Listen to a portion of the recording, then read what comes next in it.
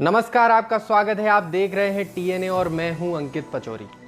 प्रधानमंत्री ने कोरोना के कारण लॉकडाउन से जूझ रही अर्थव्यवस्था को फिर से खड़ा करने के लिए 20 लाख करोड़ के पैकेज की घोषणा की। जी हां, 20 लाख करोड़। इसके जीरो गिनने बैठेंगे तो हाथों की उंगलियां कम पड़ जाएंगी।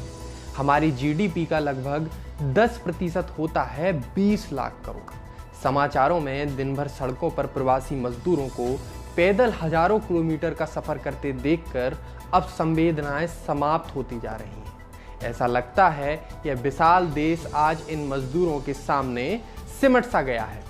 फिर जब इतने बड़े आर्थिक पैकेज की घोषणा होती है तो लगता है कि सब ठीक हो जाएगा।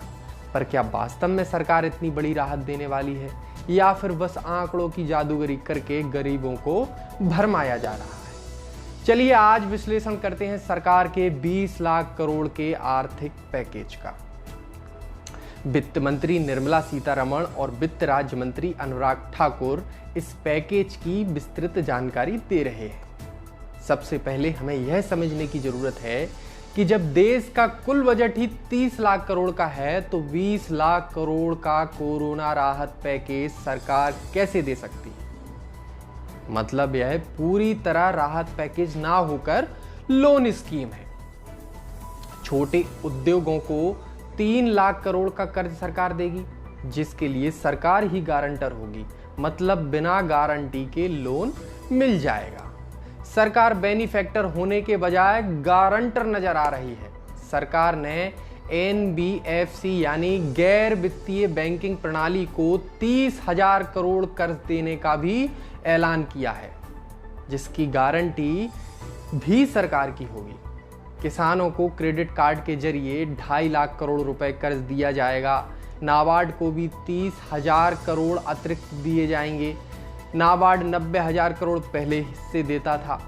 वित्त मंत्री ने रेहड़ी पटरी को वालों को 10-10 हजार रुपए के कर्जा देने का भी ऐलान किया है। 50 लाख लोगों को यह फायदा मिल सकेगा। अपने राज्यों को लौटकर जा रहे 8 करोड़ प्रवासी मजदूरों को सरकार 2 महीने तक मुफ्त अनाज देगी, जिसमें प्रति माह 5 किलो गेहूं और 1 किलो चना होंगे। अब सोचने वाली बात यह है कि एक परिवार के लिए यह अनाज कितने दिन चलेगा। सरकार ने टैक्स रिफंड को भी राहत पैकेज में शामिल कर लिया है, जो कि सरकार को वैसे भी देना था। तो यह राहत कैसे हुई? यह वित्त मंत्री से ही पूछना चाहिए कि सरकार के निजी क्षेत्र में ईपीएफ के कंट्रीब्यूशन को घटाकर 12% से 10% कर दिया गया है। अब कर्मचारी अपने पीएफ अकाउंट में 10% पैसा जमा कर सकेंगे और सरकार ने भी अपनी हिस्सेदारी 10% ही कर दी है। अब सवाल यह है कि कर्मचारी का कम किया गया 2% क्या उसकी टेक होम सैलरी में जुड़ेगा या नहीं, और पेंशन में होने वाला नुकसान भी आखिरकार कर्मचारी को ही भुगतना पड़ेगा। रिजर्व बैंक पहले ही 6 लाख करोड़ की रियायतों का ऐलान कर चुका था।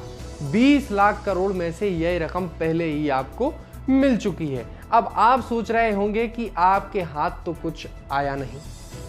इंतजार करिए, शायद आगे की किस्तों में से कुछ पैसा आपकी जेब में पहुंचे।